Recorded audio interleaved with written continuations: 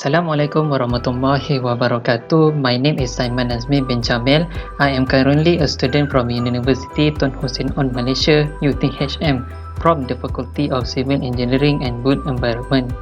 In this video, I will talk about the soil types and its properties, and also I will determine the soil condition in my area. To know that, I will do several simple tests that you also can do. Without further ado, let's get started. Firstly, I will start with a brief introduction about soil. Okay, soil is actually the thin layer of material on the Earth's surface. Soil is composed of minerals, organic matter, living organisms, gas, and also water. Minerals are the combination of clay, silt, and sand.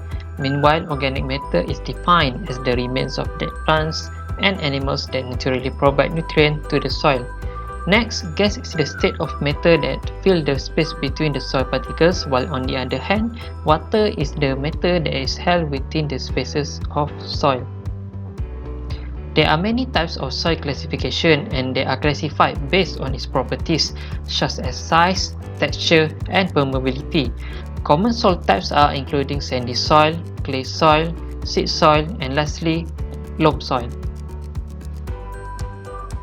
We will look further about what is the characteristic of those four common soil types. Firstly, sand is a granular material composed of finely divided rock and mineral particles. It is defined by size being finer than gravel and coarser than silt. Secondly, silt is a solid dust-like sediment that water, ice, and wind transport and deposit. Silt is made up of rock and mineral particles that are larger than clay but smaller than sand. Next, clay is a fine-grained natural soil material that develops plasticity when wet. And lastly, loam is a fertile soil of clay and sand containing humus. This table shows the different properties of soil types based on its color, texture, size, and permeability. As you can see, the color of sand usually is from light grey to white, meanwhile silt is black in color. Besides, clay is normally yellow to red in color, while loam have a color ranging from light yellow to brown. In terms of texture, sand have a gritty feels, silt have a smooth texture on hand, while clay will feel sticky, and lastly, loam is the balance between stickiness and non-adhesiveness. For soil particle size, the range of sand size is 0.005 mm until 2 mm. Silt and loam have the same size ranging from 0.05 mm to 0.002 mm, while clay is the finest among those four soil types with size below 0.002 mm. Lastly, in terms of permeability, sand is limited, silt and loam is moderate permeability, while clay have the largest permeability. To determine the soil condition, I decided to do a simple test to know the type of soil in my area. The test that I will do is called the field test, the squeeze test, and the ribbon test. For starters, I acquire a soil sample first and clean it from any organic matter such as root and leaf. From my initial observation, the soil that I acquire is a bit compact that it required some force to be able to dig the soil. The color from what I have seen is between brown to red in color. This indicates that it is a well-drained soil. The texture of the soil is coarse and they do not have a firm texture and easily fall apart when subjected to force.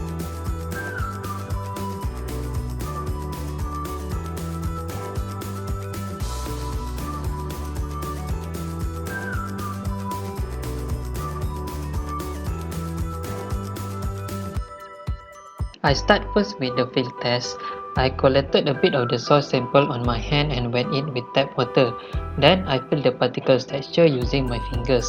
Usually in a field test, sand will feel gritty or rough on hand. Silt will produce a smooth texture, while clay will feel sticky on hand. During the test, I noticed that the soil feels gritty like sand, but it also feels a bit sticky, so this indicates that it is not a purely sand soil. There is certainly some clay and silt in the soil. This is basically a rough measure of the kind of soil that I might have. After that, I proceed with the squeeze test. I firstly start to form a ball by rolling the soil between my hands. The soil is able to form a ball, but when applied with pressure when I squeeze it, it started to lose its firmness. In the squeeze test, usually there is three categories. First, if the soil forms a sticky ball easily, it is clay. Secondly, if it fails to form a ball, it is a sand soil. And third, if the soil is able to form a ball but looks like a crumbling piece of cake when pressure is applied, this is either loam or silt. In conclusion, for my Swiss test, my soil is either loam or silt.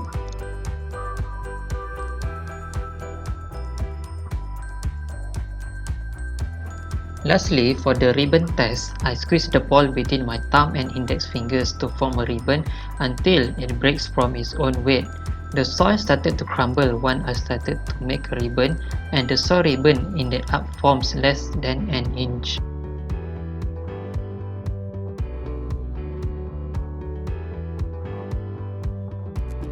In a ribbon test, there are also 3 categories based on the ribbon length and soil texture.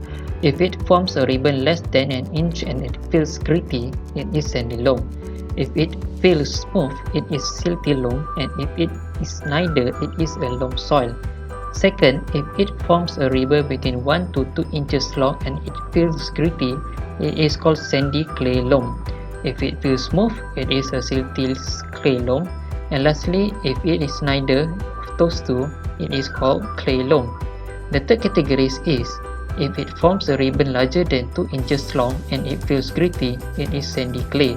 If it feels smooth, it is a smooth clay, and if it's neither, the soil is a clay soil.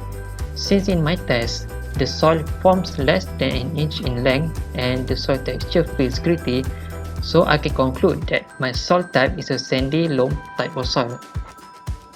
Since we now know the type of soil, can know the several features or characteristics of sandy loam soil. Firstly, the soil is coarse in texture, as we can feel from the field test. However, it does not have a firm texture and can be easily fall apart when subjected to force. The color commonly can be seen as reddish brown color, as you can see earlier in the video. The pH value of the soil is less acidic and more alkaline.